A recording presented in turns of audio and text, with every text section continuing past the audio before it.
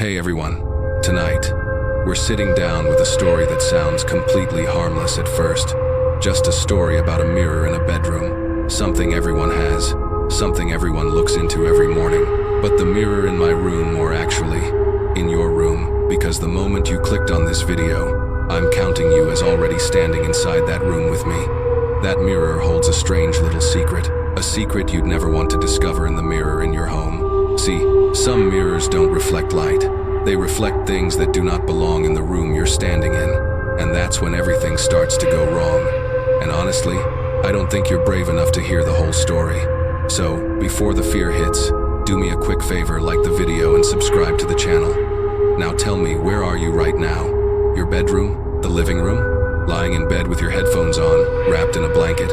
What time is it? Are the lights off?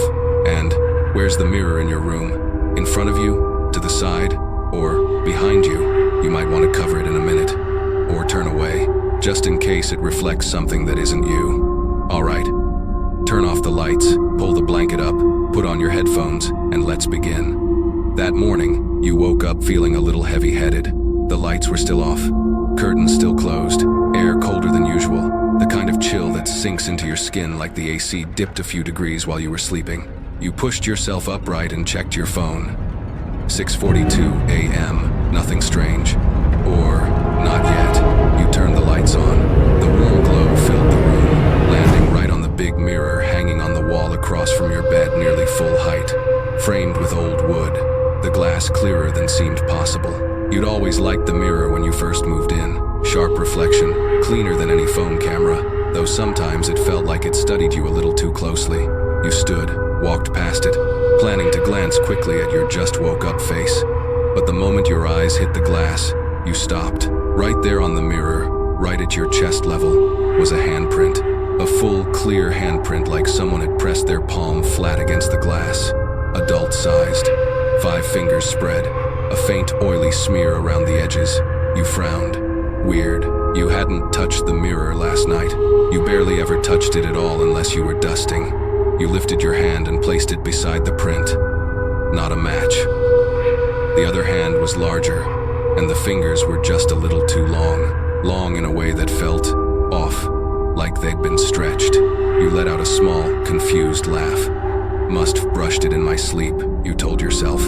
But immediately your brain pushed back. No. You slept on the opposite side of the room, over 2 meters away. And that print wasn't the kind you leave by accident. You grabbed a tissue, sprayed some cleaner, and wiped it. The handprint blurred for a moment, smeared thin, then vanished. The mirror shone again, spotless. You exhaled, amused. All right, done. You walked 3 steps away, and stopped. Something tugged at your attention, something that made you turn back, and you wish you hadn't. Right in the center of the mirror, a spot you had cleaned perfectly, the handprint had returned. Clearer, sharper, almost new. As if someone had just pressed it from behind the glass. A cold rush shot up your spine. You stood still, throat tightening, listening to the faint ticking of the clock behind you. You stepped closer. The print wasn't just back, it was moving. Sliding downward just a little, leaving behind a faint dragging trail. It slid, very lightly, very slowly, very deliberately. You let out a short, nervous laugh, the kind people give when they refuse to admit they're scared. Probably moisture or something. Right. The thing people always say before things get worse. You placed your hand over the spot where the print had dragged. The glass was ice cold, bone cold, no moisture, no residue. You stepped back, trying to reason through it. Maybe someone else in the house touched it? But you were alone last night. You've been alone for days. Then you looked again and your heartbeat lurched. The print hadn't just moved. Another one had appeared beside it, as if a second hand was pressing up from the other side of the mirror. You froze. That creeping sensation filled your skull, the feeling of being watched. Not from the room, but watched through the mirror. You stepped forward carefully, your breath hitched in your throat. The fingers looked longer than they had just minutes ago. Not by much, just a few millimeters, but enough to notice. A normal adult hand doesn't grow in length within minutes, but this one seemed to. A joke flickered in your mind, the desperate kind you make to stop yourself from panicking. What, did the mirror just get a new update? But no update makes a handprint grow by itself. You stopped in front of the mirror and stared at your reflection. Your face looked normal. The room looked normal. Everything looked normal, except the handprint, the one thing that absolutely did not belong. Maybe it's just reflecting something, you muttered. You glanced behind you. Nothing. Bare wall. When you looked back, the handprint was darker. The cold on the floor crept up your ankles, like something crawling higher under your skin. The air thickened, heavier. The ceiling light flickered faintly. You backed away but couldn't take your eyes off the mirror. You didn't know why, but you knew one thing. Something touched that mirror while you were sleeping. And worse, there was no reason to believe it ever left. You stood there for a long time, long enough for the warm light to start giving you a dull ache behind the eyes. The handprint stayed sharp, still, patient, almost expectant. Your first reaction was a sigh. Okay, let's see how stubborn you are. You grabbed more tissues, switched to the stronger cleaner, sprayed hard the chemical sting filling the room and wiped with force. The print smeared like oily water, then dissolved. Gone. You stepped back, hands on your hips, like you'd just won a tiny but ridiculous battle. All right, don't come back. You turned toward the door, took a few steps, then stopped again. That feeling, that simmering hot and cold knot in your stomach, like someone was standing right behind you, rose fast. You looked at the mirror, and the cold dropped straight through your chest. The handprint was back. Not one, two. Side by side, slightly angled like someone was bracing themselves against the glass from the other side. You went still. The whole room froze with you.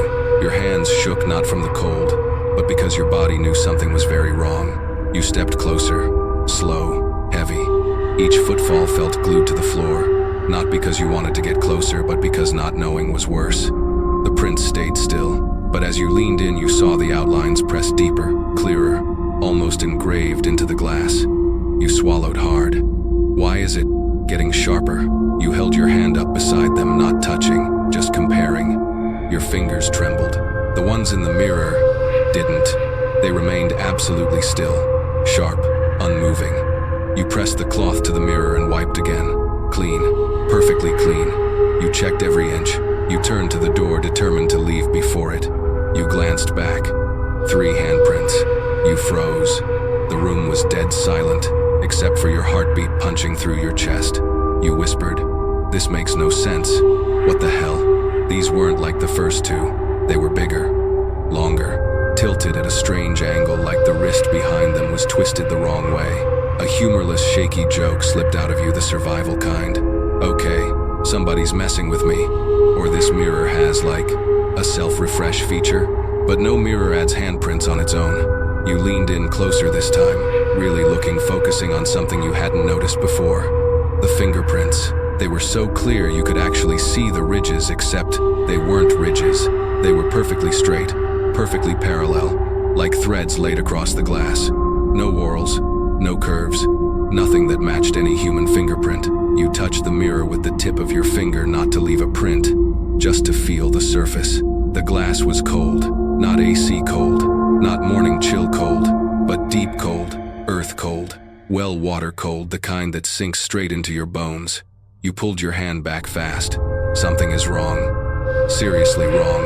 You grabbed more tissues and scrubbed the mirror until your hand went red. You buffed the glass with the dry corner, stepped back, checked it from different angles in the light. Clean, perfectly clean. You exhaled heavier this time. You opened the bedroom door, planning to grab some water. The door barely swung halfway when tap. Not the door. A tiny sound, delicate, like the tip of a fingernail touching glass. You froze in the doorway, eyes forward, refusing to turn around. The sound came again. Tap, tap, 3 times. Even, measured, unhurried.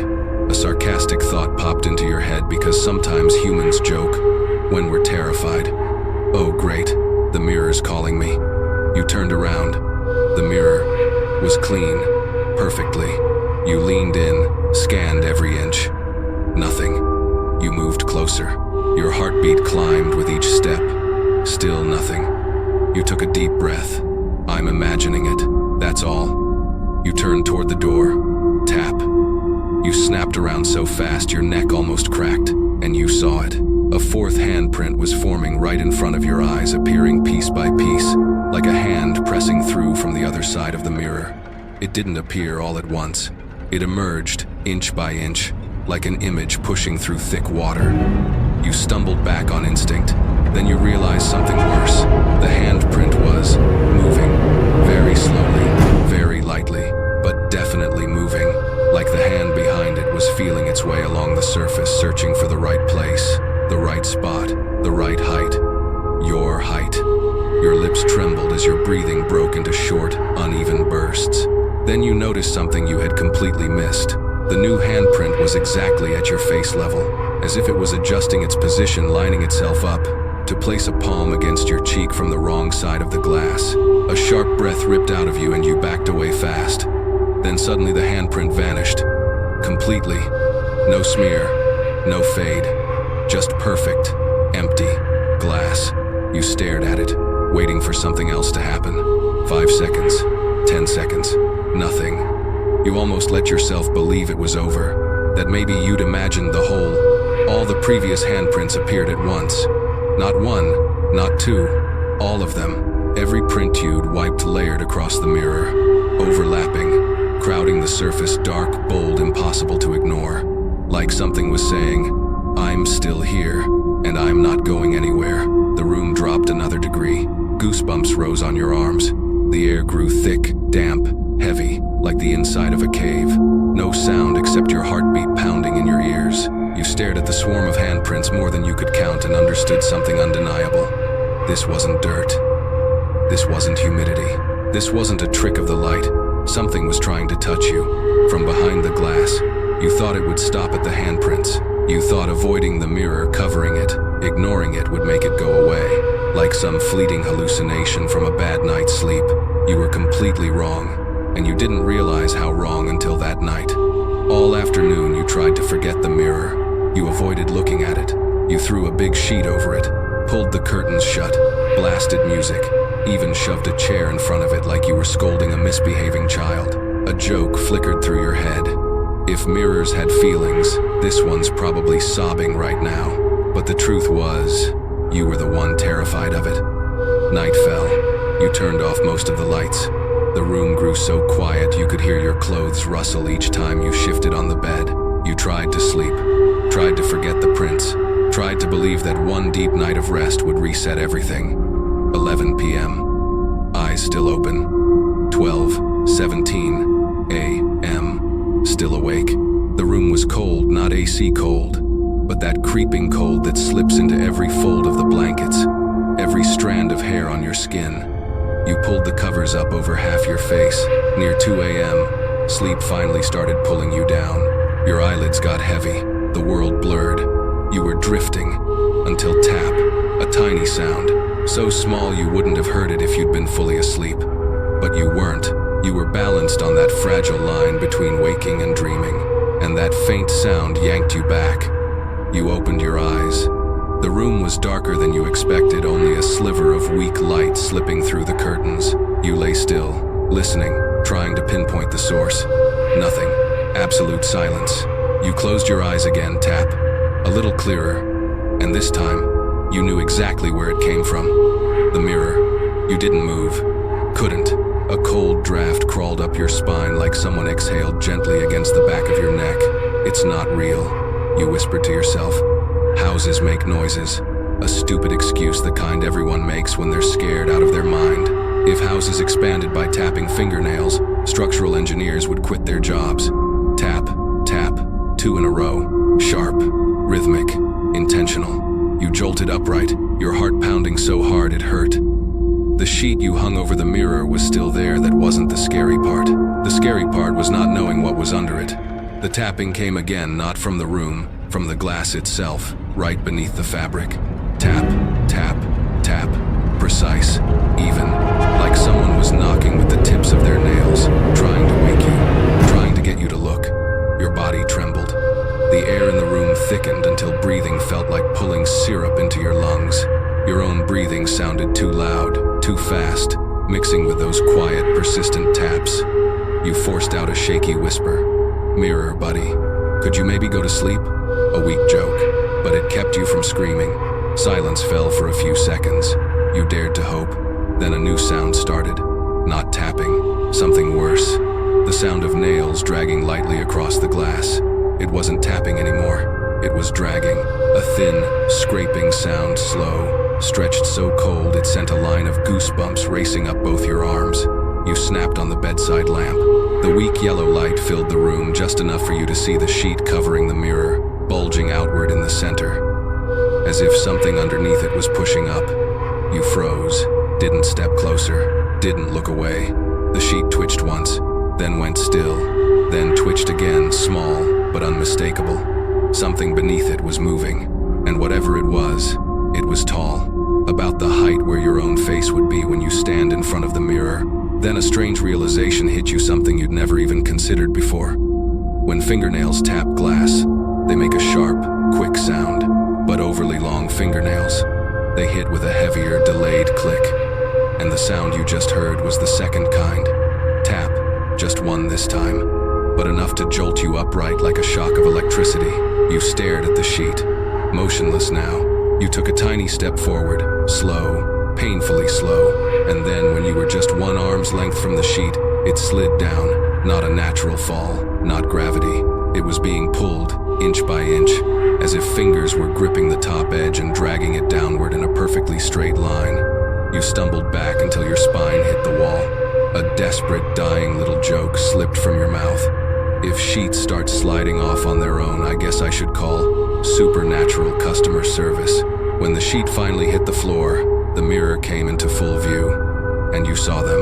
Handprints, not one, not two, but dozens overlapping, stacked, crowding each other like a swarm of hands all trying to push through the glass. Some of them were still moving, sliding downward right in front of you. You couldn't move, couldn't breathe. Then the highest handprint, the one at face level, began to glide upward, slowly searching, shifting, finding its place. It left a long, watery streak across the surface, then stopped exactly where someone behind the mirror would place their palm if they wanted to touch your cheek. Your breath caught hard in your throat. Then came one final tap, cack, and you understood something with absolute clarity. It didn't just want you to look at the mirror, it wanted you to come closer. You pressed yourself against the wall, your heart pounding so loudly you wondered if the neighbors could hear it. The mirror across the room shimmered with handprints, the weak yellow light warping the surface until the whole room felt like it was being bent along some unnatural axis. You knew you had to get out. Out of the room, away from the mirror. You sucked in a deep breath, tried to steady yourself, and crept toward the door. Each step felt like walking across wet sand, unstable, unsafe, like the ground might swallow you at any moment. When your hand finally closed around the doorknob, you paused, gathering whatever courage you had left. It's fine. It's just a mirror. What can a mirror do? A lie. And you knew it.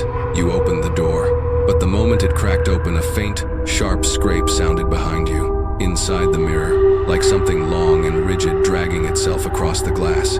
You shut your eyes for 1 second. You didn't want to turn around. You really didn't. But your body betrayed you. You turned, and you saw it. Not handprints, not smudges, not anything you'd seen before. A silhouette, a person-shaped shadow standing directly behind you in the mirror. No face, no features, no gender. Just a tall, solid black shape darker than the shadows in the room. Darker than anything that should exist in that light. You stared at the mirror, then spun around. No one. The room was empty, completely empty. It was just you, your hand still on the doorknob, your legs shaking. You turned back to the mirror. The shadow was still there. And you didn't want to check anymore. You backed away slowly, eyes locked on that dark form. It didn't move, but what made your blood freeze was this. It stood exactly where a person would stand if they were pressed up behind you, leaning forward, looking over your shoulder from just inches away. Instinctively, you placed a hand on your left shoulder. Nothing. Your right shoulder. Nothing. But in the mirror, the shadow lifted its head slightly as if adjusting its view of you. A tight, silent panic squeezed your lungs. That's when you realized this wasn't a distorted reflection or a trick of light. It knew you were there. It was looking at you from inside the mirror, just as clearly as you were looking at it from outside. It had no eyes, but the weight of its gaze cut right through you, a cold, invasive sensation, like your thoughts were being peeled open and examined one by one. You started shaking so hard you had to brace yourself against the wall to stay upright. You looked closer because humans always look at the thing we shouldn't, and that's when you saw the detail that made your stomach drop. The shadow had no reflection on the mirrored floor, only the shape itself existed. No shadow, no light, nothing natural. It didn't belong to the room. It didn't belong to this world. Your voice came out cracked, barely recognizable. What? What do you want? The shadow didn't answer, but it tilted its head to the side, slowly, deliberately, like it was mimicking you. You took one step back. It didn't. It stayed still except the head, which tilted a few degrees more, like it was analyzing you, learning you. You swallowed hard. You wanted to run, but your legs were numb. Then the shadow took a step forward.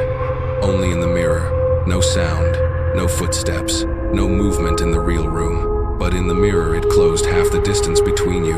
A thin, shaking breath slipped out of you. If you're planning to come out of the mirror, please, don't. A useless joke. A survival instinct. The air turned so cold you could see your breath. The shadow stood only inches from you now, at least in the reflection. It raised an arm. A long, twisted arm. Black and smooth. Its joints unclear. Fingers too long, disproportionate. Stretched. Wrong. It lifted its hand to the level of your face, but only in the mirror. In reality, nothing touched you. But in the glass, it was pressing its palm to your cheek. A chill stabbed into your skin, a cold so sharp you felt it anyway, even though nothing was there. You wanted to scream. You needed to scream, but your throat locked shut. You looked at the shadow's blank face and saw your own reflection behind it. Glitch. Just a tiny jerk, like a video frame lagging. One horrifying detail. Your reflection was no longer in sync with you. You tilted your head right. The reflection followed. Half a second late. You blinked. Your reflection blinked. Slower, heavier, like it was struggling to catch up. The shadow stood right behind it, and that's when you realized your reflection was avoiding it. Not the shadow following you. Your reflection was trying not to touch it. That was it. You couldn't take another second. You lunged for the door, twisted the knob hard, yanked it open, and bolted out of the room without daring to look back. But before you could slam the door shut, a sliver of light bounced off the mirror and hit your eye. Just enough for you to see your reflection, turning its head toward you, slower than you, and the corner of its mouth, lifting. You slammed the door like you were shutting out poison. The sound exploded down the narrow hallway, echoing off the walls and rattling through your bones. You leaned against the wall outside, exhaling in sharp, shaking breaths, trying to steady yourself. You knew you couldn't go back in there. Not now. Not even stand beside that door for long. You went to the living room, flipped on every light, and dropped onto the sofa, doing exactly what every terrified person does, pretending brightness equals safety. A weak joke flickered through your head. If that shadow in the mirror likes the dark, hopefully it's not the energy-saving type. But the joke didn't touch the dread crawling under your skin. You stayed there until almost 4 a.m., eyes burning, head throbbing like someone stuffed cotton in your skull. Eventually, you passed out sitting upright, the kind of sleep that guarantees a sore neck in the morning. You woke past 9, neck screaming, back feeling like it had been massaged with gravel. You staggered upright, a numb tingle still lingering at the base of your neck.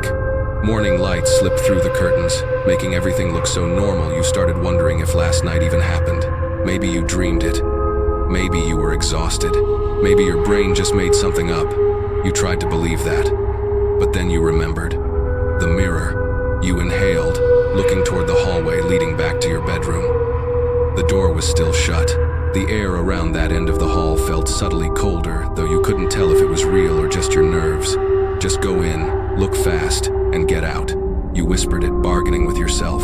You walked up, your sweaty hand gripping the doorknob, hot and cold at the same time. A line of tension crawled down your spine. Then you opened the door. The room was darker than you expected, even with the curtain slightly open. You hit the light. The mirror stood exactly where it always stood, blank, harmless, expressionless. No handprints, no shadow, no lagging reflection. You let out a breath way too early. You took a few steps closer, and that's when you saw it. A new handprint, right in the center of the mirror. Not like the ones from last night. This one was bigger, sharper, clean, crisp, like someone had placed their hand on the glass this morning. Carefully, precisely, you stepped in, and your heart stopped for one beat. The handprint had 6 fingers. 1, 2, 3, 4, 5, and another one wedged between the ring finger and the pinky. You blinked fast, told yourself you were seeing wrong. You lifted your hand to the glass to check the spacing. Nope, impossible. That extra finger was longer than the others, set at a strange angle like a branch growing from where nothing should grow. Not a smudge, not a smear, not an illusion. You stepped back, then back again. Why does it have an extra finger? You whispered. The kind of weak joke that barely keeps your sanity glued together. You grabbed tissues and wiped it. The 6th finger blurred, but didn't disappear. You scrubbed harder. Still there. You used so much pressure the tissue nearly tore, but the 6-fingered print only sharpened, like the mirror wanted to make sure you saw it clearly. A freezing line crawled down your spine. Not cold from temperature, cold from instinct.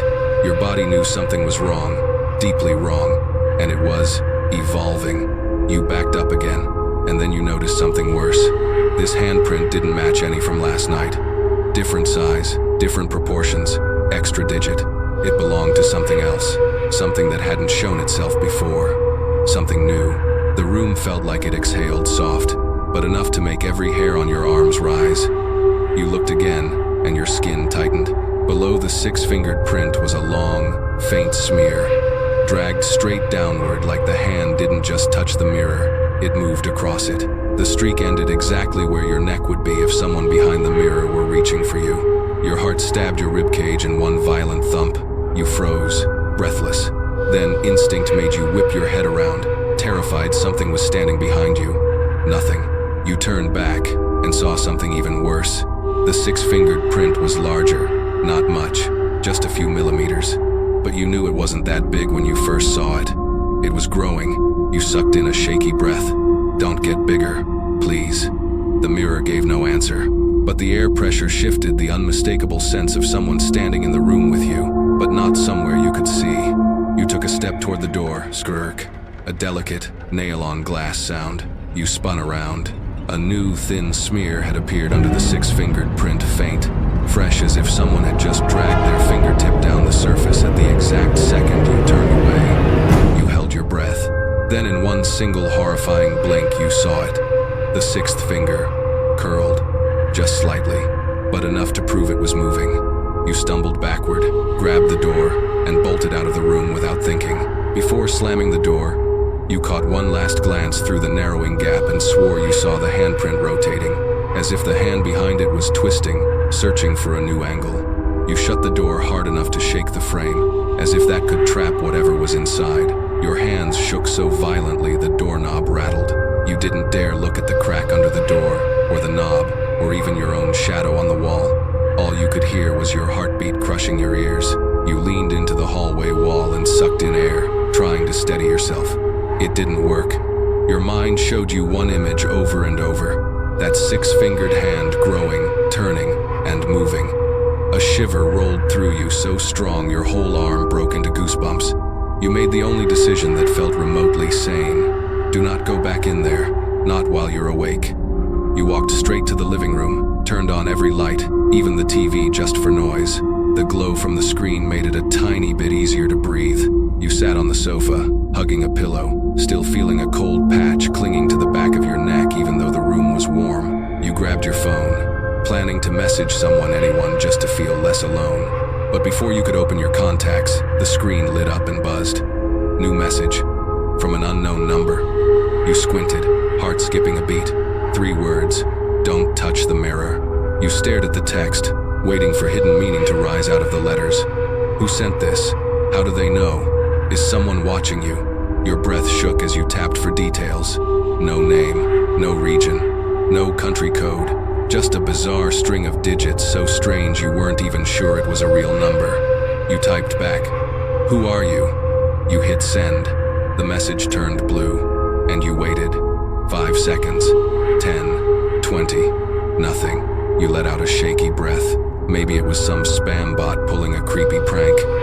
But why did it line up so perfectly right after everything that just happened?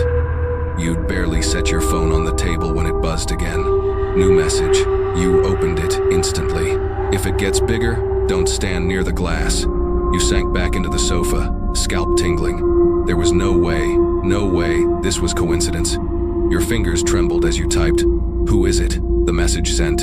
And not even 3 seconds later, your phone lit up again. Not a who, it's the thing that saw you in the mirror. Goosebumps crawled over you so violently you felt every hair lift like needles. You read the message 3 times. The words never changed. You weren't misreading it. The thing that saw you in the mirror, the shadow, the 6-fingered hand, your hands shook harder than they should have. You set the phone down, but your fingers stayed hovering over the screen, afraid to lose contact with the only person who seemed to know what was happening. Even if you had no idea who they were, you typed, "How do you know about this?" Silence. A heavy, suffocating pause. You stood to get some water when the screen lit again. "Because it used to be mine." You dropped back onto the couch. Simple words, but with a terror you didn't have vocabulary for. Like they weren't just saying they'd been through this, but that they'd once belonged to the same place the mirror thing came from. You typed fast. "What do you mean yours?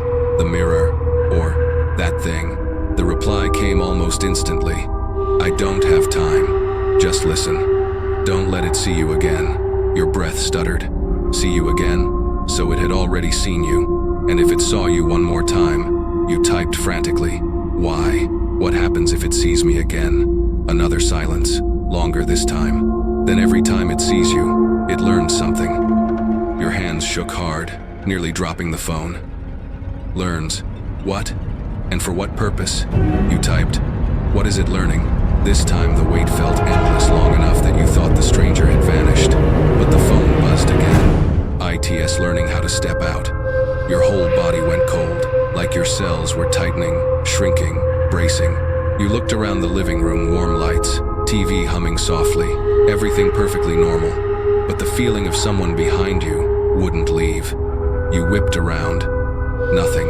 Swallowing hard, you typed one last desperate question. "What do I do now?" The reply came almost instantly, as if the sender had been waiting for that. "Keep your distance, keep the lights on, and never, ever look directly at it in the dark." Your eyes widened, but the final message froze you completely.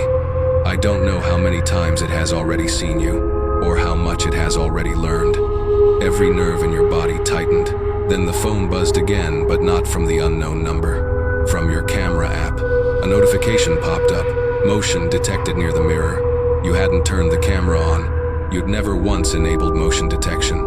There shouldn't be any device recording in your room. You looked toward the dark hallway, the one leading straight to the bedroom. Straight to the mirror. The hallway dimmed, as if something was blocking a bit of the light. You sat frozen on the sofa long after the motion detected near the mirror alert. The living room was bright, the TV murmuring in the background, but the darkness felt like it was seeping in from the corners of the house. You didn't dare look toward the hallway again. Any shift from that direction made your mind conjure images of the tall shadow waiting there, or the 6-fingered hand pressing lightly into the wall, sliding down like it remembered you. You repeated to yourself, "Don't go in the bedroom. Don't look at the mirror. Stay away." That was the only sane plan left. You decided to sleep in the living room, lights blazing, even turned on the kitchen light, because no amount of brightness felt like enough. You curled under a thin blanket, phone on your chest, and finally passed out from exhaustion. You jolted awake, not from a sound, not from movement, from cold. The temperature in the living room had dropped sharply, cold enough that the tip of your nose stung, and the arm sticking out of the blanket was covered in goosebumps. You rubbed your face, reached for your phone to check the time. 3:02 a.m., the hour everyone hates, the hour horror stories call the dead hour, the crossing hour, the thinning hour. You forced in a deep breath, trying to steady yourself. The lights were still on, the TV still flickered silently, the bedroom door was still shut. Everything looked normal. You wanted to believe that. You lifted the blanket again, ready to go back to sleep when a different sensation made you snap your eyes open. The air was wetter, not the pleasant kind of damp after rain, but a cold, sticky humidity that clung to your skin like vapor rising off a deep, black well. The same kind of cold you'd felt standing in front of the mirror. You sat up fast, scanning the room. No condensation on the windows, no droplets on the table, no sign of moisture anywhere, but your body could feel it. A deep, damp cold creeping along your spine like standing beside a vast, dark pool of water, or like something in the room was breathing. You pulled the blanket tighter, then the hallway to the bedroom brightened slightly, like something inside the bedroom was reflecting light outward. You leaned forward. The bedroom door was still closed, but under the door, a thin strip of pale white light seeped out, nothing like the warm lights in the house. You froze. You never turned on the bedroom light. You ran out of that room. You swallowed hard. Your instincts screamed, "This isn't right. This isn't normal." Your phone buzzed twice, a soft bup-bup, making you flinch.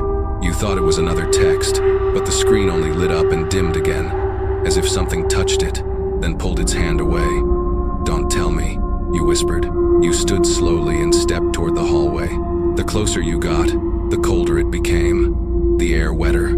Your breath fogged in front of you. You crouched and peeked through the crack under the door. Inside the bedroom, a haze.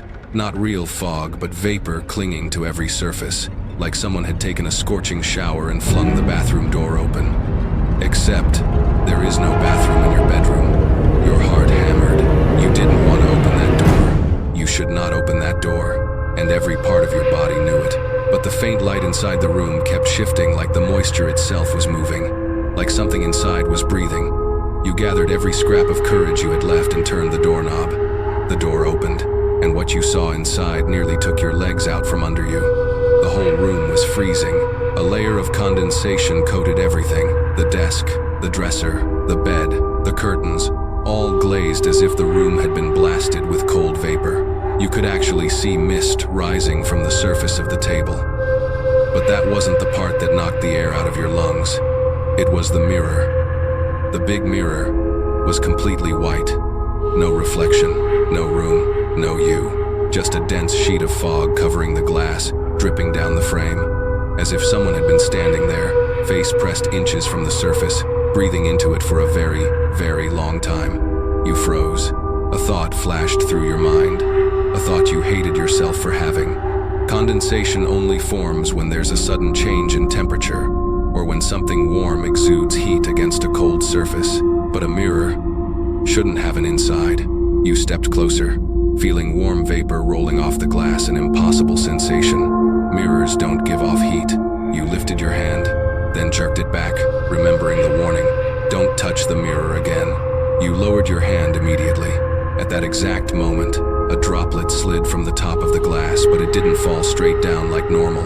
It veered left mid-fall, as if something behind the glass nudged it. You stumbled backward. The fog on the mirror began shifting in shape, subtle but undeniable. A circular patch on the glass was clearing, like someone was pressing their face against it, breathing out. You held your breath. Slowly, the round patch sharpened. Then, inside the circle, another shape emerged. The vague imprint of a pair of eyes. Not clear, not sharp, but unmistakably two hollow shapes, set apart exactly where someone's eye sockets would be. You stepped back. Then another shape appeared, a long, curved smear forming beneath the two eye marks, like a mouth coming into view. Not a human mouth, longer, curved wrong, a wide, stretched grin. The fog on the glass trembled, just a subtle pulse, like a breath, and in that split second of movement, you saw it clearly. A blurred face, or something like one pressed right against the other side of the mirror, looking through it, looking directly at you. You backed toward the door, eyes locked on the fogged-over mirror. The two murky eye shapes and that curved, grotesque smile stayed etched there, even as droplets slid down. You felt every heartbeat, every icy tremor. This wasn't AC cold. It wasn't morning chill. This was a cold that came from behind the mirror, a kind of cold your body recognized instinctively. This thing doesn't belong in your world. You wanted to run. You should run. You should have run already, but your eyes wouldn't let go. A weak, pitiful attempt at humor flickered through your mind. Pretty sure this mirror didn't come with a fog up and smile feature. It didn't help, but it made you breathe again. You tightened your grip on the doorknob behind you. You could escape. All you had to do was turn it. But then, the Condensation rippled, like something was shifting behind the glass. You went still. The fog gathered into a single point in the center. That point began to widen, not across the surface, but inward, as if the mirror was fogging up from the backside. Your body locked in place. Then it happened. Right in the middle of the mirror, the glass formed a small indentation, a shallow crater, no deeper than a few millimeters, like someone behind the mirror was pressing the tip of their finger straight into it. Fog pooled thick around that dent. It didn't trail downward, it pulsed, like breathing. You half-stepped back, spine hitting the door. Your heartbeat drowned out everything else. The indentation slowly pushed outward. The glass bulged. Something was forcing it from behind. A faint sound filled the air. Tee it, tee it, tee it. Not your phone, not the TV, not anything familiar. It was the sound of glass under pressure, like a sheet of tempered glass being stretched from both sides. Your knees nearly gave out. Then pop. A soft, awful crack. The indentation vanished. But instantly, in that exact spot, something appeared. A fingertip. Not a smudge.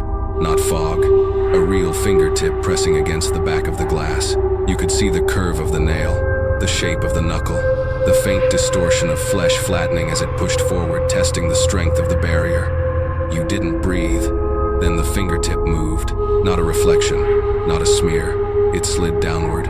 Not like a mark being dragged, but as if a real finger was traveling inside the plane of the mirror, touching the inner surface of the glass from another side. You trembled, lips parting silently. The fingertip traced a slow arc. A pale trail appeared behind it, the kind of streak a real finger makes when pressed against glass. The line curved, widened, shaped itself into a handprint, a full handprint. And the most horrifying part wasn't that it was forming. It was which handprint it was. The six-fingered one. Exactly like the one you saw yesterday, except now you were watching it appear in real time, stroke by stroke, line by line. That extra finger forming, deliberately, unmistakably. You backed up again, but you were already flush against the door. Nowhere left to go. Your voice cracked out of your throat. Don't. But the hand inside the mirror didn't stop.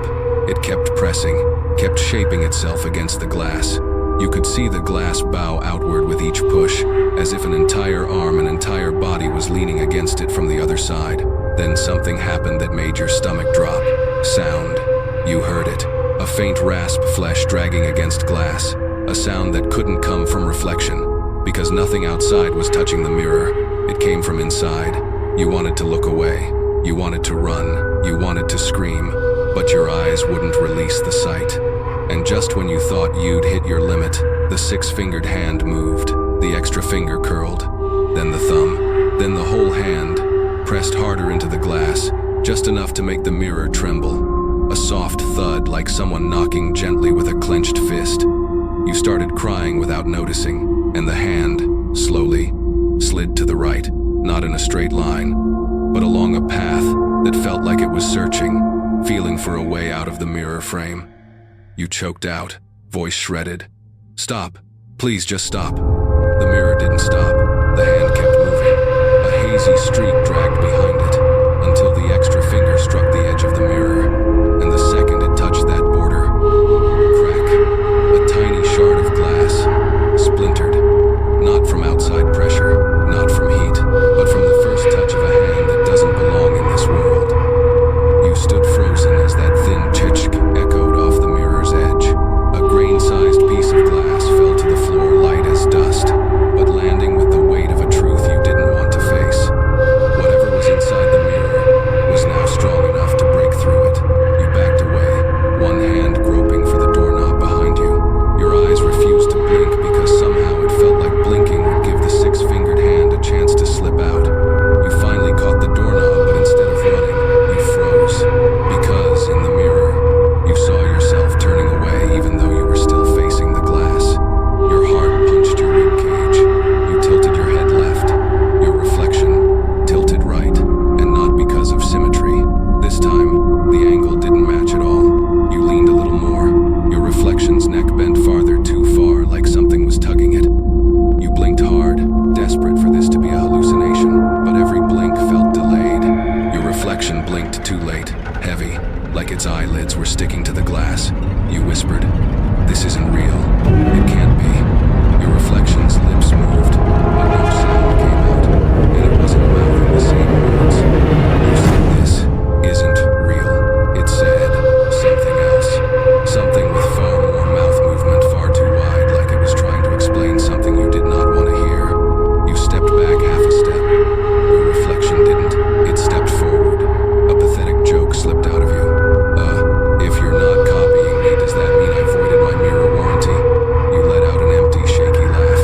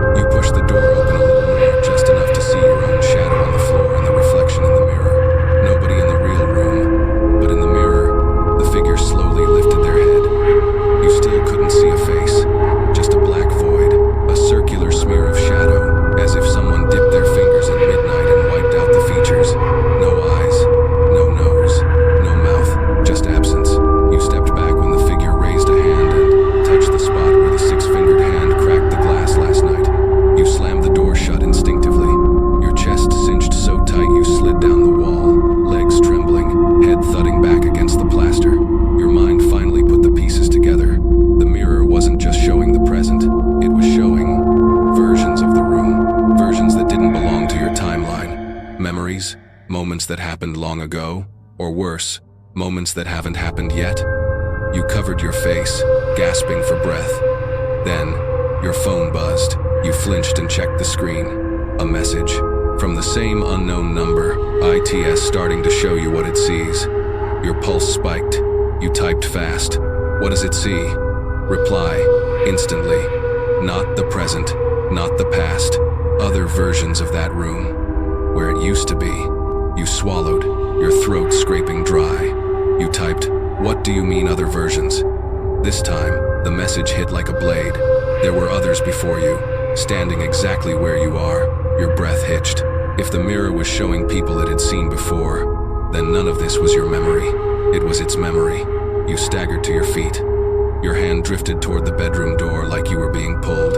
You cracked the door open, and for the briefest second, in the mirror you saw yourself, standing in the middle of the room, but wearing different clothes, longer hair, back turned to you. You choked on a sound, half gasp, half sob, then the collapse. You in the mirror turned its head, but the body didn't move. The neck twisted a full 180 degrees. The face turned toward you. A smile that wasn't yours spread slowly across it. You stood at the doorway, heart slamming like it was trying to break free. Your breathing fractured, your legs stiffening beneath you. What you saw that you with someone else's hair, someone else's clothes, someone else's smile, and a neck that bent like rubber stayed burned into your vision. The bedroom door hung open, leaking darkness into the hall. You couldn't bring yourself to open it wider, but you couldn't close it either. You were stuck between two worlds, the one you occupied, and the one the mirror insisted existed behind the glass. You backed away, step by step, like each inch of floor might drag you closer to that twisted version of yourself. Then crack, a sharp, precise sound. You spun back, and there it was, a new fracture in the mirror. Not a straight line, not spiderweb cracks, not anything you recognized. It was curved, soft-edged, biological in shape. Your brain needed a second to understand it. You stepped closer, not too close, just enough to see, and your chest caved inward like something grabbed your lungs. The crack looked like a rib, not a resemblance, not a coincidence, a rib, exactly. The shape, the arc, the thickness, the branching point, perfect. A laugh, thin, hysterical, slipped out of you. Right, sure, why not? The mirror wants to get into anatomy now. But your lips were trembling so hard it barely sounded human. You leaned a little closer, wanting proof, not comfort. The fracture curved downward, branching again. Then it hit you. Not just a rib, part of a rib cage. You staggered back, hand over half your face, as if shielding your brain from processing the image. If the glass cracked in the shape of human bones, that meant something inside the mirror had a human shape. Or worse, it used to be human. Your whole body trembled. The hallway tilted slightly, not with dizziness, but with a wrongness in the air, like the boundary between your room and the mirror's room was beginning to warp.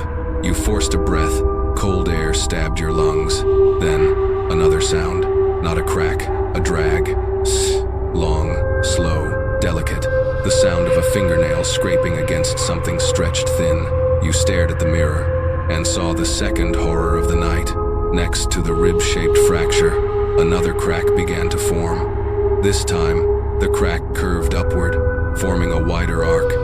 You recognized it instantly. A rib, another rib, two of them now. Slightly offset, slightly uneven, but unmistakably paired, like they were slowly forming on the surface of the mirror, piece by piece.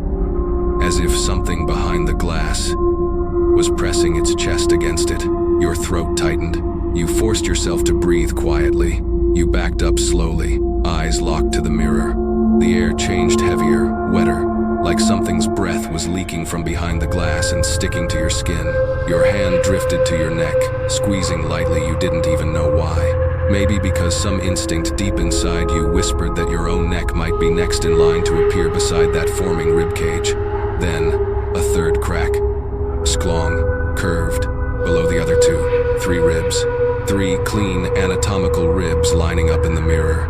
You nearly collapsed when it hit you. These fractures weren't random. They were forming the outline of a body pressing against the glass, and that body was bigger than a normal person by at least a head.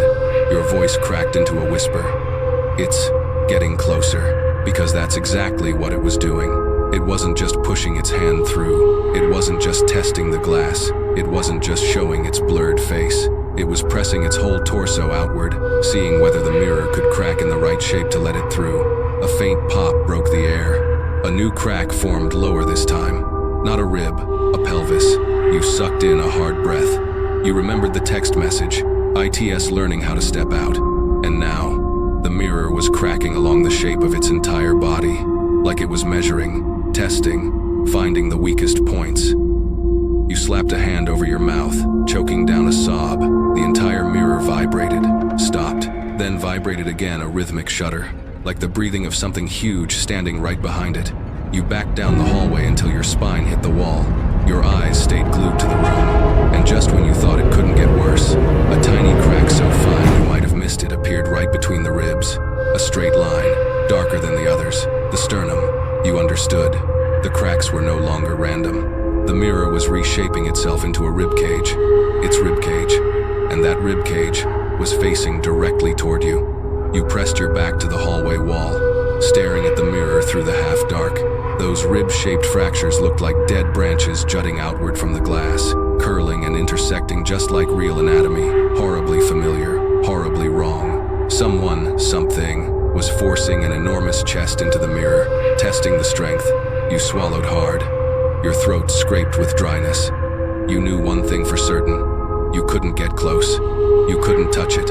You couldn't even watch too long. It had learned the hand, learned movement, and now it was learning how to align its body.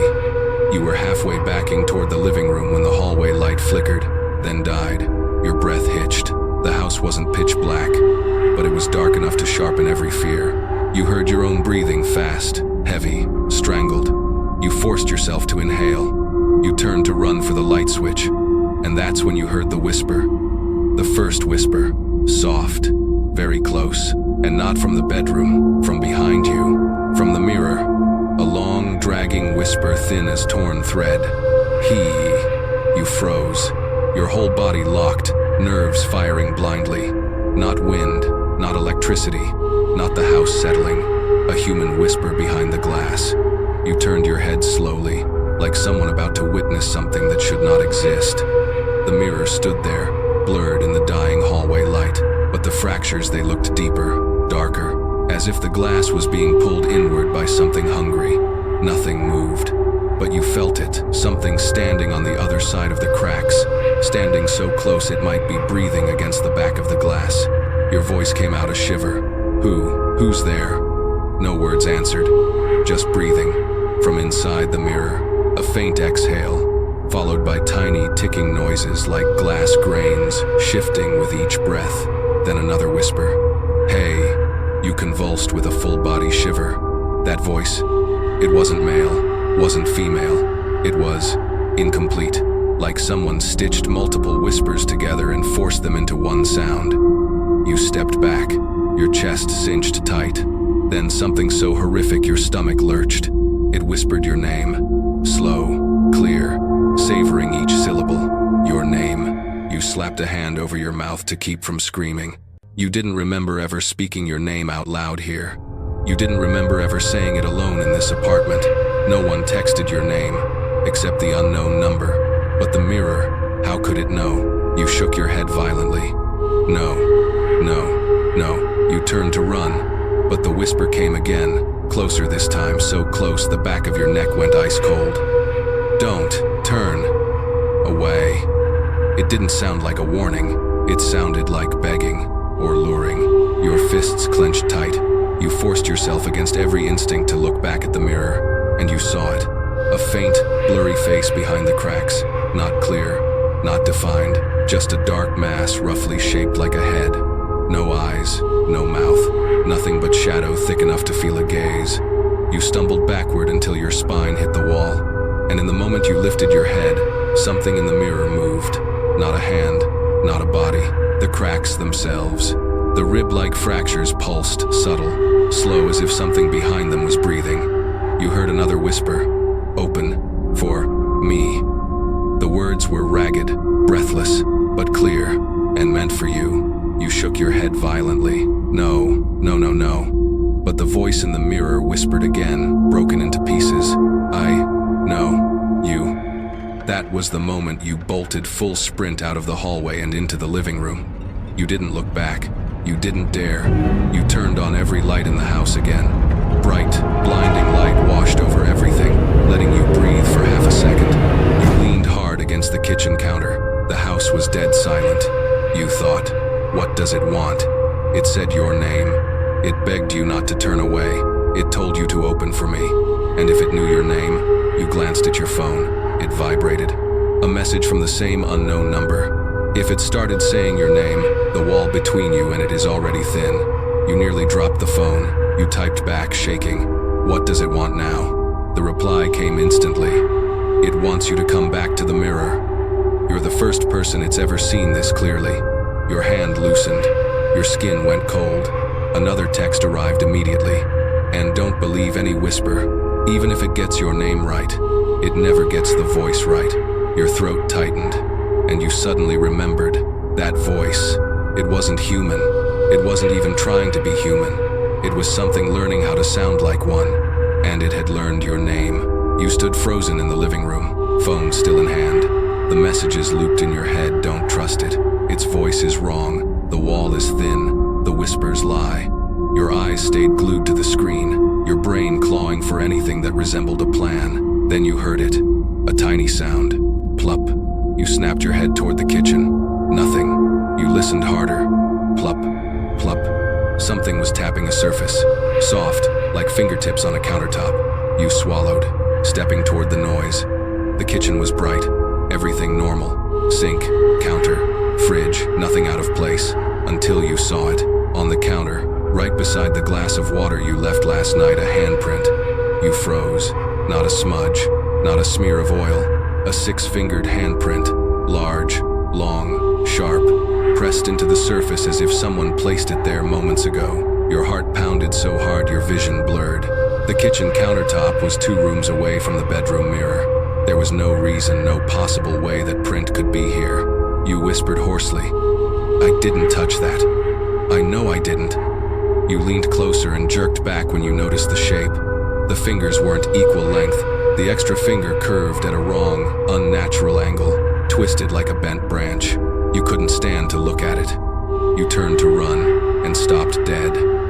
There was another handprint on the cabinet door, then another on the fridge, 2 more on the wall by the stove. You spun toward the living room, your eyes sweeping the sofa, the TV, the window, and you went numb. Handprints were everywhere. Not a few, not a trail. Dozens, maybe hundreds of 6-fingered prints stamped across every surface imaginable. Like invisible hands had drifted through the house while you slept for a few minutes. You whispered, no, how is this one print on the TV? One on the sofa arm, one on the wall directly ahead higher than your head. How tall did it have to be to reach that? You backed up, too afraid to turn around. And that's when you saw the worst thing yet. A brand new print forming, right in front of you, on the sliding glass door to the balcony. No one outside, no shadow, no movement, but the glass bowed inward, as if a hand was pressing into it from the dark outside. The handprint surfaced slowly with each finger, each joint, each crease appearing one by one. The extra finger curled into view. You gasped, stumbling back, dropping your phone. Thud. The screen lit up, and you saw something that broke you. A 6-fingered print appeared on the phone's screen. Not a smudge, a glowing imprint, as if made from inside the light, just like the way the hand had appeared from inside the mirror. Impossible. No. You grabbed the phone, retreating into the brightest corner of the room, crouching like an animal in a trap. You unlocked the screen and the print vanished instantly, leaving only your home wallpaper. Your voice shook to pieces. Am I losing my mind? But the house wasn't finished with you. In the thin silence that followed just a few seconds as you tried to steady your breath, shh, a soft dragging sound behind you. You turned. On the living room wall, clear in the bright light, a long streak appeared. Not a scratch, not dirt, not a shadow, a drag mark, nearly 2 feet long, as if a massive finger had scraped down from the ceiling to your chest level. You shot to your feet, and then you saw it. The streak was still wet, fresh, created seconds ago. as if the invisible hand was still there. Droplets clung to the wall, colorless, scentless, but reflecting the light strangely, like cold mist. You swallowed, throat scraping dry. You took a step back, and the streak quivered. Actually quivered, like a hand still pressed there, just too invisible for you to see. The air thickened, clamping around your lungs. You whispered, "Don't come closer, please don't," but the room didn't listen. A new print bloomed on the wall, growing outward from the streak, sharpening, expanding, a massive six-fingered hand spreading across the paint. You realized the truth with a sickening drop in your stomach. The handprints weren't random. They were closing in, inching toward you, one by one. It was like the whole room had become its map, and you, the center point of that map. A faint buzzing sound hummed through the house. You froze. It wasn't the lights, wasn't the TV, it was the mirror in the bedroom. You could hear the glass vibrating even with the door still closed. The mirror was trembling with excitement.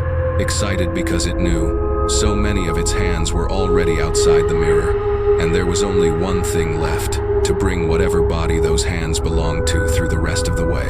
You stood in the living room, arms crossed over your chest, breathing in short, sharp bursts like someone who'd run a marathon in their sleep. Six-fingered prints covered your home walls, counters, windows, chaotic trails only it could read. And at the end of the dark hallway, behind the bedroom door cracked open just an inch, that faint, vibrating hum seeped outward like the breath of something. Thrilled, you gripped your phone, but you didn't text the unknown number. There weren't words for this. You tried to step back toward the brightest corner of the room, but your legs wouldn't move. Your heart felt tethered to the bedroom door by a thread you couldn't cut. Then, the hallway light flickered. Once, twice, 3 times. Blackout. The hallway collapsed into pure darkness, and the bedroom door eased open just a sliver. No sound, no draft, no figure, but that dim, murky glow spilling from inside, not lamplight, not anything familiar, looked like light reflecting off deep water. Your whole body shivered. From where you stood, you could see the mirror, just a fragment of it, a corner of the glass, and in that tiny sliver something was standing, a shadow. A tall, thin, faceless silhouette, perfectly still, like a carving. In the real room, nothing stood there, only empty space. But in the mirror, the shadow was right there. Your breath hitched in your throat, then the shadow moved, barely, but you saw it.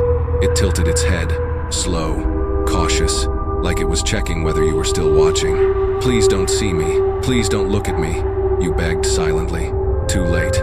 The shadow in the mirror lifted its head fully, and for the first time within that hazy reflection you saw 2 hollows, 2 dark pits, no eyes, no whites, just emptiness like someone had carved holes into a block of darkness.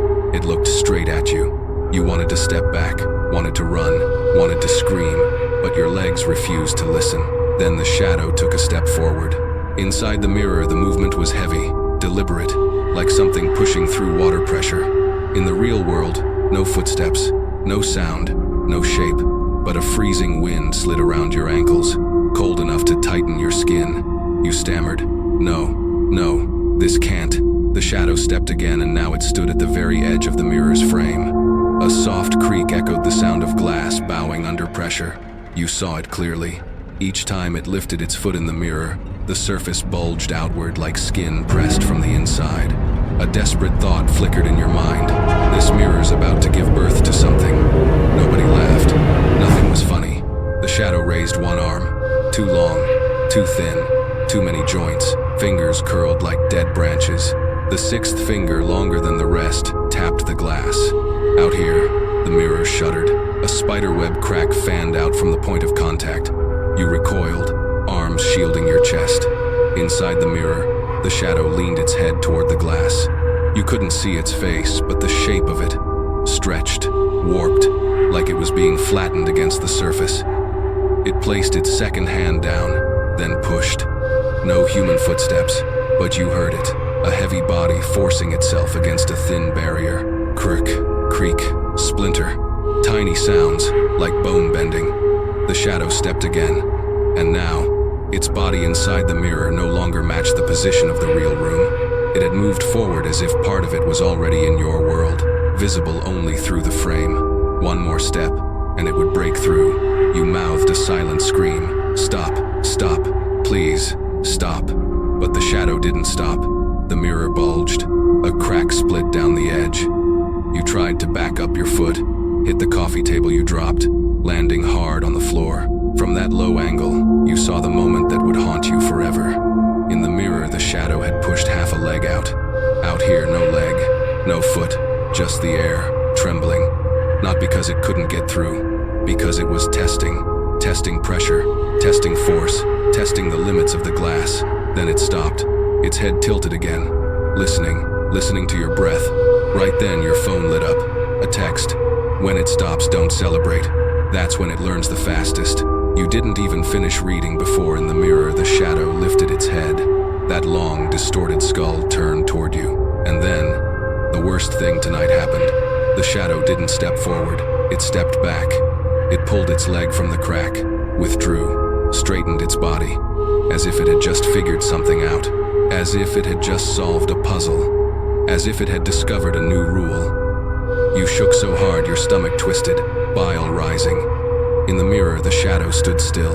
In the room, silence. But you knew too well. It hadn't retreated. It was preparing to come out in a different way. You swallowed hard, fingers shaking as you fumbled for your phone. The screen was still lit.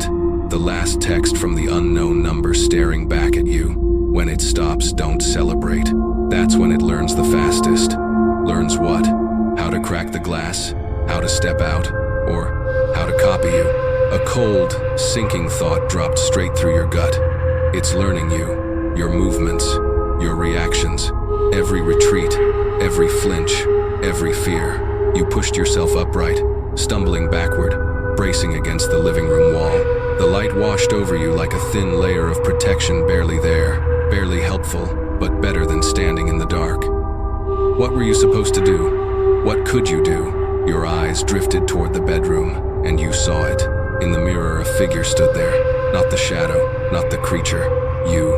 A perfect copy of you except for one detail that froze your bloodstream solid. The you in the mirror was smiling, not a tiny smile, not polite, not human.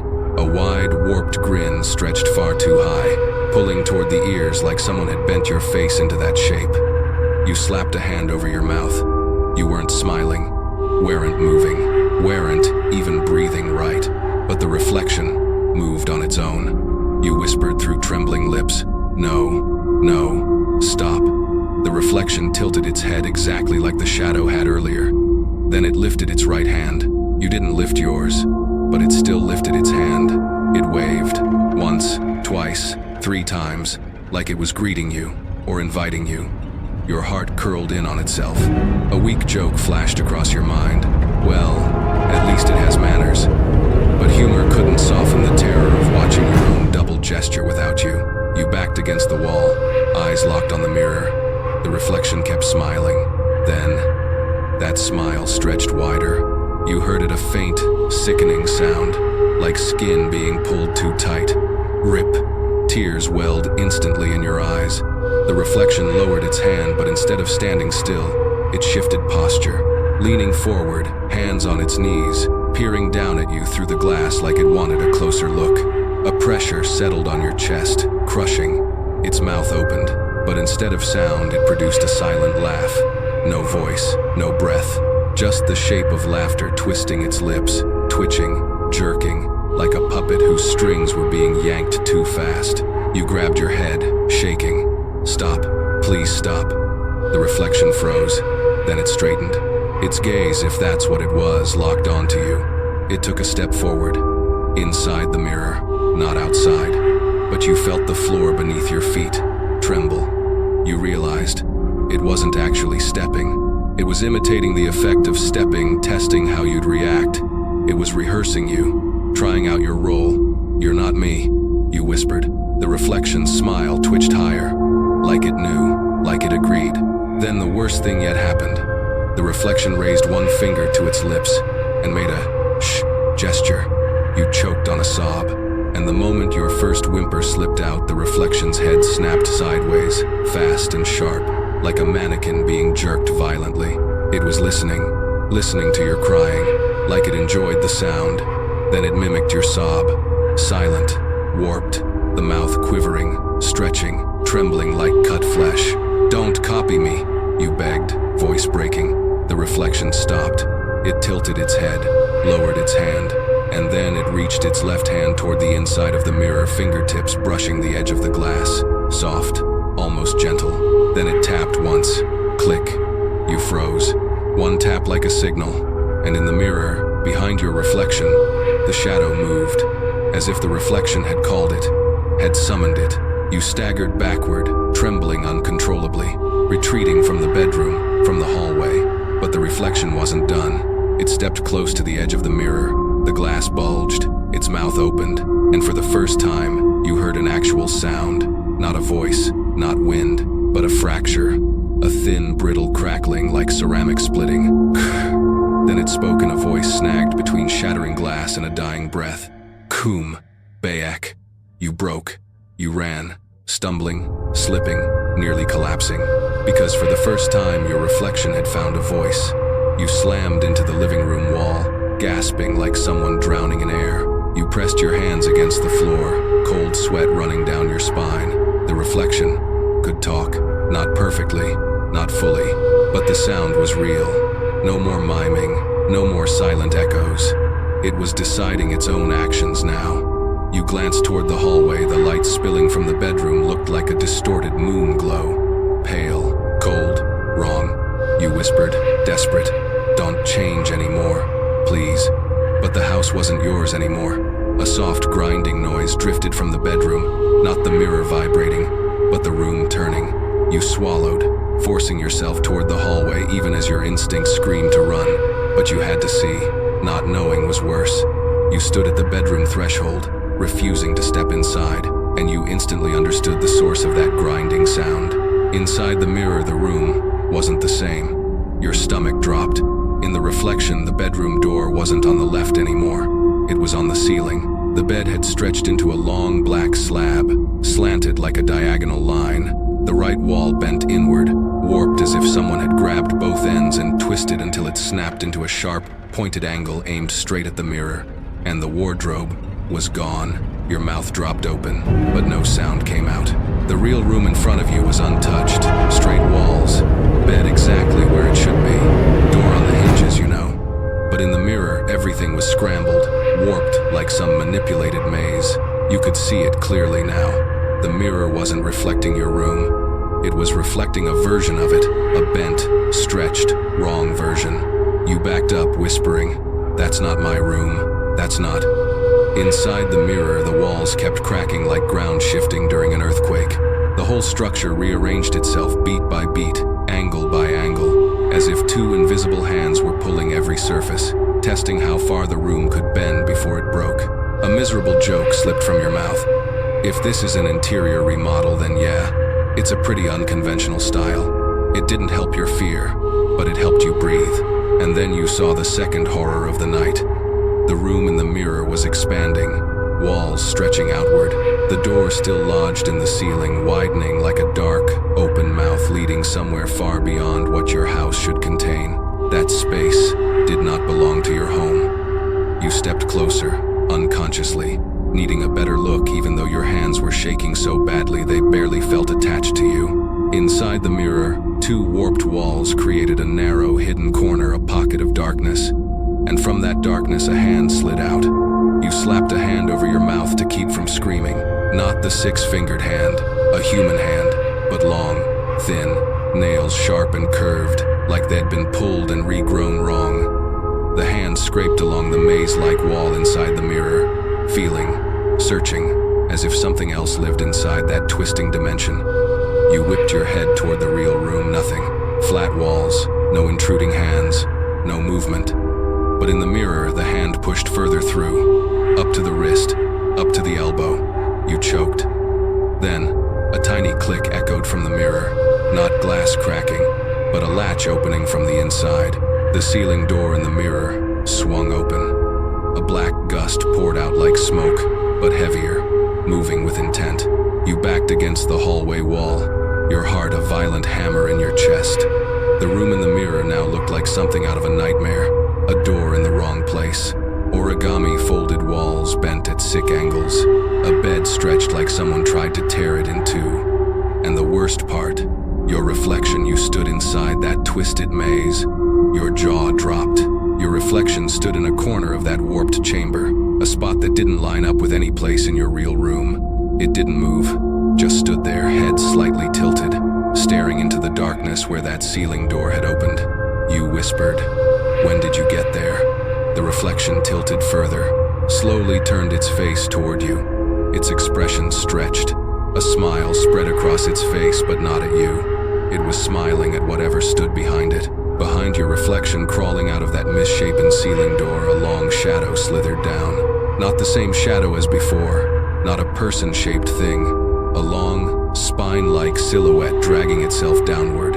You recoiled, stumbling back into the living room and slamming the light switch like someone trying to put out a fire. The light snapped on. The real room stayed normal, but in the mirror the maze kept shifting, twisting, unfolding like the mirror no longer reflected but had become a portal to somewhere else entirely. Your phone buzzed in your hand. You flinched, looking down. A new message from the unknown number. Don't let it see you while the room is changing. Your fingers shook as you typed. Why? The reply appeared instantly. Because that room never changes alone. When it changes, it's preparing for someone to cross. Your legs nearly gave out. Someone crossing. Who? You looked back at the mirror. Your reflection was waving, but this time it wasn't waving at you. It was waving at something in the darkness behind it. You turned away from the mirror, forcing your eyes off that twisting dimension. The real living room stood still, four walls, flat ceiling, sofa, table, the only door you recognized. No shadows, no hands, no extra doors. You told yourself, this is real. What I'm seeing here is real. The reassurance sounded thinner than a mosquito's whine. But then the feeling began, a prickling, instinctive needle behind your neck. Something off behind you, not a sound, not a breath, not movement.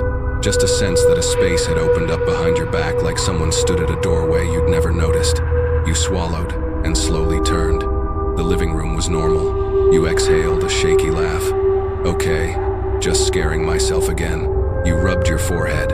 Maybe the panic was twisting your sense of space. Maybe. But then you glanced back at the mirror in the bedroom, and every muscle in your body froze solid, because in the mirror there was a door behind you. A tall, narrow door made of dark wood. Not your door. Not any door that had ever existed in your home. It stood right behind you, less than a step away. In real life, just a blank white wall. You spun around, nothing there. Plain wall, smooth paint, nothing. Your pulse pounded so violently you felt it in your teeth. You looked back at the mirror. The door was still there, still standing exactly where your real wall was. A desperate joke scraped out of your throat. Ah, a new decor feature. Makes sense. Your voice shook so badly the sarcasm didn't even sound like sarcasm. You stepped deeper into the living room, away from the spot the mirror showed. And instantly the door in the reflection shifted with you. Always behind you. Always exactly in place, as if it wasn't a reflection at all, but the shadow of a door following you. You whispered, voice breaking.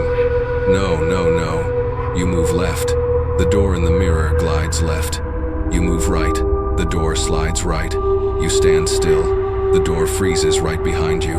You never thought a door could terrify you like this.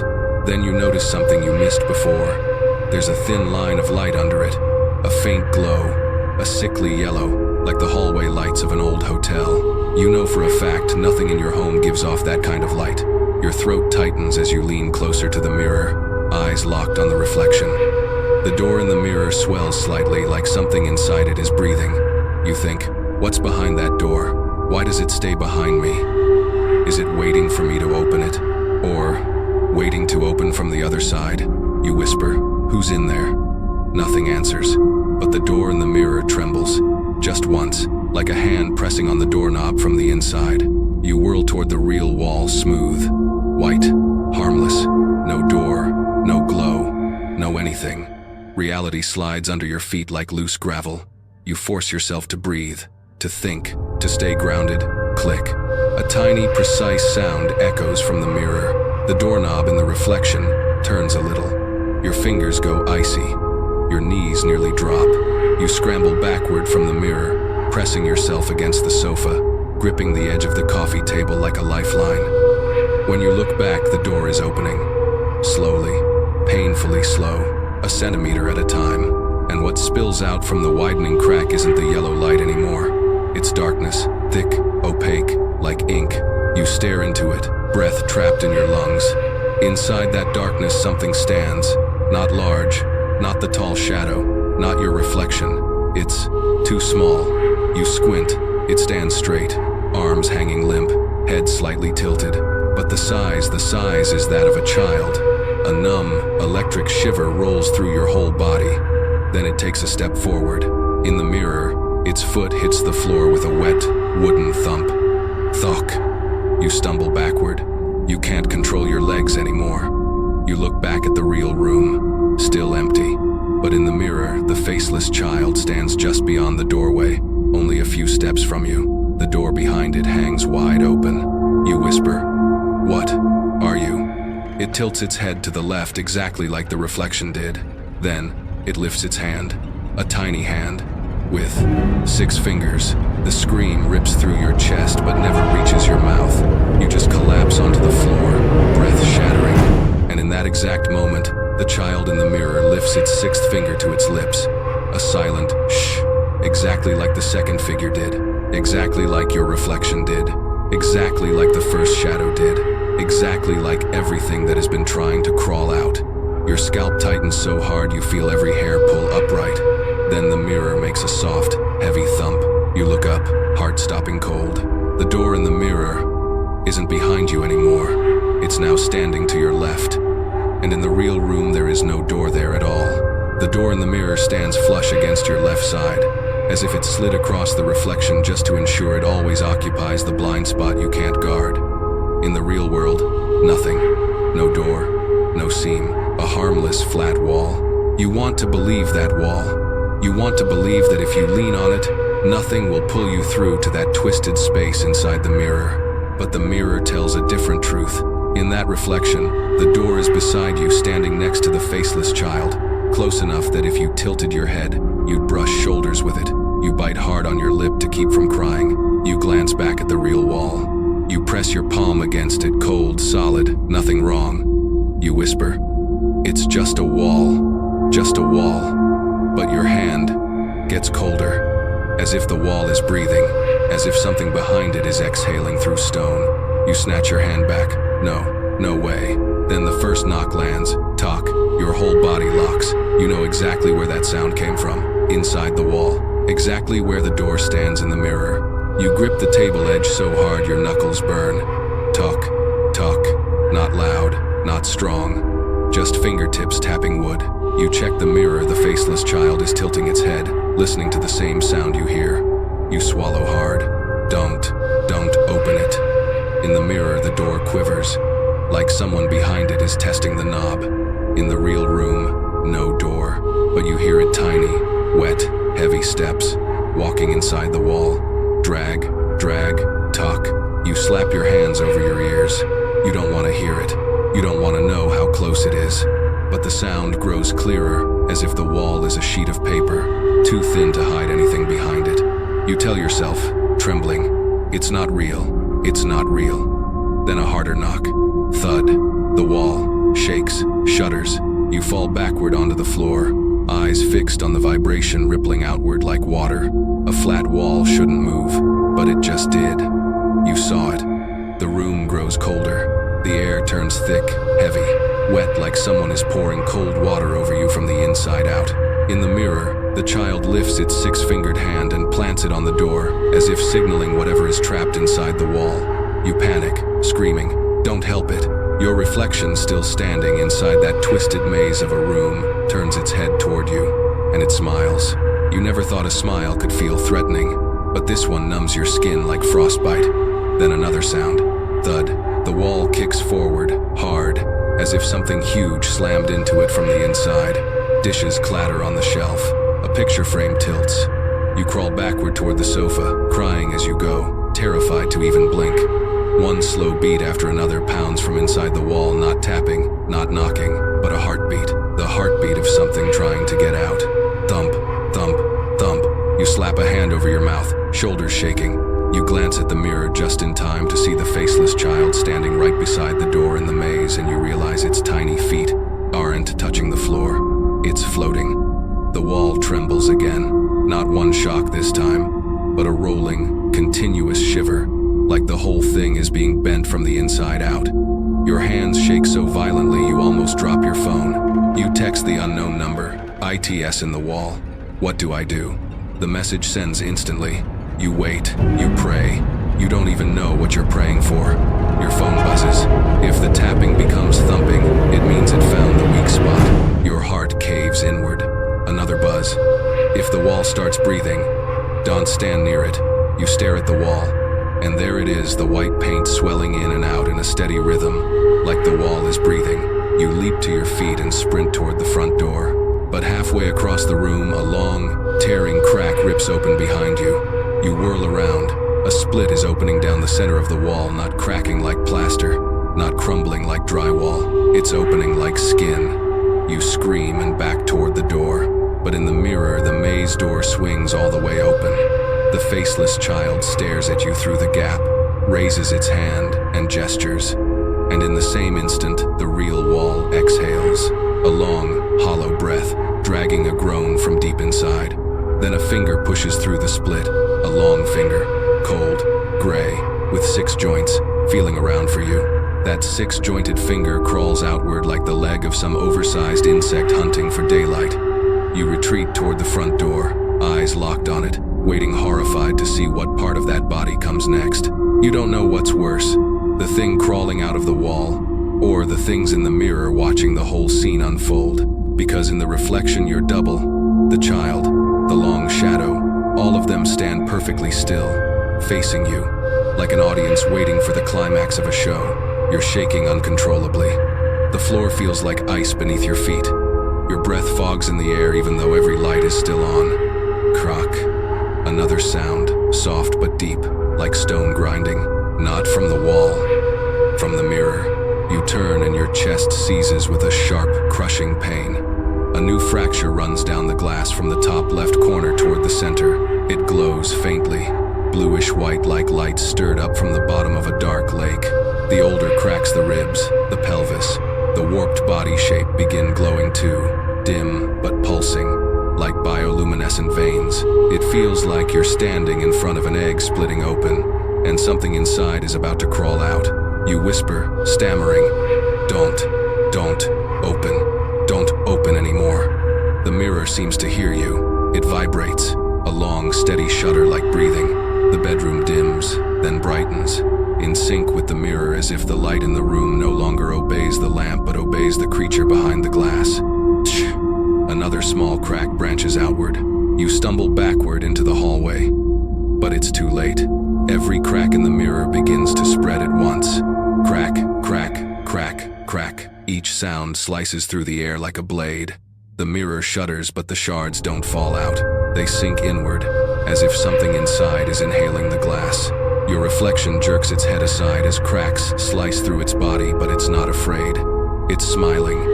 The faceless child stands beside it, facing you. Even without eyes, you feel it watching every breath you take.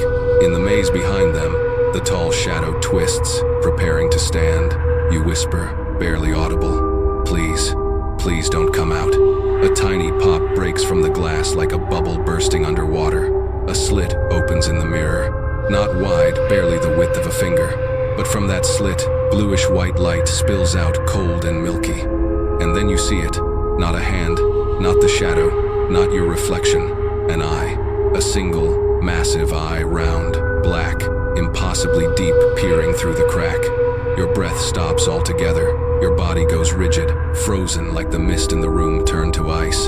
The eye shifts, scanning the room. Then it stops, locks onto you. You scream, "No!" But the scream snaps in your throat, because right then the entire mirror erupts into a spider web of fractures, a web exploding outward from its center. Bluish-white light spills out, not bright, but freezing, like light from beneath an ocean trench. You raise your arms to shield your face.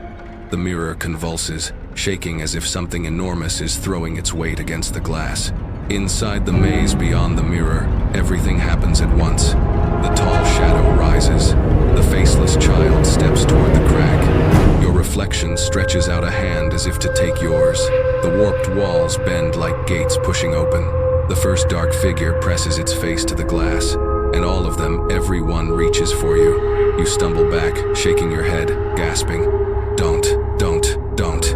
But the light surges outward, swelling like an invisible tide pouring across the mirror's edge. A shard of glass falls, and instead of breaking, it dissolves into a puff of white smoke and disappears. You understand. It isn't a mirror anymore. It isn't a reflection. It's a doorway. The eye behind the crack stares straight at you, and then, from somewhere deep inside that warped pane of glass, a whisper slips out, ageless, genderless, languageless, comey-eyeing. The mirror flares. The bedroom blacks out. The wall breathes hard. The air tightens. You know the moment everything crosses the line has already arrived. That blue-white glow spills across the room like cold rising from the bottom of a well. You shield your face, but it isn't bright. It's soaking into your skin, crawling under it, as if it's choosing you. You back toward the front door, hands shaking so badly you can't even reach the knob. The floor trembles under your feet, steady and rhythmic like the house itself is breathing. It isn't your house anymore. You can feel that rhythm. It has a pattern, a purpose, a life. Inside the mirror, inside that opening carved out of fractures, something is moving. Not the shadow, not the faceless child, not your double, but all of them. They blend together like dark smoke folding through water, reshaping every second, sometimes a long, distorted arm, sometimes a head brushing past the edge of the crack, then collapsing into a large, shivering mass, throbbing like a heart. Your breath catches. It doesn't just want out. It's already halfway through. That whisper stretches again, soft as wet cloth. Stay still. You shake your head, vision blurring with tears. The whisper repeats, closer now. Stay and watch. The air in front of the mirror spirals, cold enough that your breath turns to mist. You have two choices, run or look straight at whatever is crossing through that glass. You grab the front doorknob. Your fingers go numb instantly. You yank, the door doesn't move. It's not stuck, not locked. It's like someone is holding it shut from the other side. You spin around, back pressed to the door. In the mirror, the thing is crawling out, not with legs, not with arms, but by squeezing its body through the glass like something slick and living. Your legs nearly give out, and then it stops, right at the edge of the mirror, as if it's waiting for you, as if it wants to see what you choose, as if it wants you to witness the moment it steps over. Silence, only your heartbeat. You pull in a long breath, slow, broken, shaking. You know, if you run, you'll never know what it is. If you stay, you might never get another chance to run at all. You take one step toward the mirror, slow, like walking to the edge of a cliff. Blue-white light stretches over your face, casting your shadow long across the floor. The six-fingered handprints on the walls tremble all at once. Inside the mirror, a face forms in the dark. Not anyone's face, not yours. No eyes, no mouth, just the blurred shape of a head trying to learn how to be human. You whisper, voice splitting, "What are you?" Cold spills out of the mirror like fog. The face opens its mouth a black slit, deep, toothless, formless. The sound it makes isn't a voice. It's more fractures spreading. Crack, crack, crack. You stand there, not stepping back, not running. You choose to look, you choose to stay, even if that choice ends everything. The mirror flares, a wave of cold sweeps across the room, and the thing behind the glass steps out. It doesn't lunge at you, doesn't scream, doesn't rush. It just stands there, only a few steps away, as if it's waiting for you to breathe, to understand, to accept. Its shadow stretches to your feet, cold as well water soaking through the floor. You look into that darkness, and for a split second, you see shapes shifting inside it. Hands, faces, fragments of memories that aren't yours. Its surface, whatever passes for its skin, ripples like a thin layer of glass, like it's made from everything that ever stared into the mirror and never fully left. It lifts a hand, slow, soft, almost gentle. You know you should back up, run, scream, but you don't. Because when its sixth finger grazes the air in front of you, you hear a tiny sound, not cracking, not breathing, your own joints clicking, as if answering it. And you finally understand, it doesn't want to kill you, doesn't want to eat you, doesn't want to replace you. It wants one thing, it wants you to follow, to step into wherever it came from, into the place reflections go when they stop being reflections, into the place the mirror leads, when it's no longer a mirror. You exhale, long and trembling. The house falls dead silent. Behind the creature, the mirror closes. Soft, silent, seamless. It steps back, waiting. You step forward, slow, like the floor is turning liquid beneath your feet, like you're walking into a dream, or out of one. The last sound you hear isn't the mirror, isn't the creature, isn't the dark. It's your own voice drifting from the other side of the glass. Don't forget to turn off the lights. Then everything goes quiet as if you were never there at all.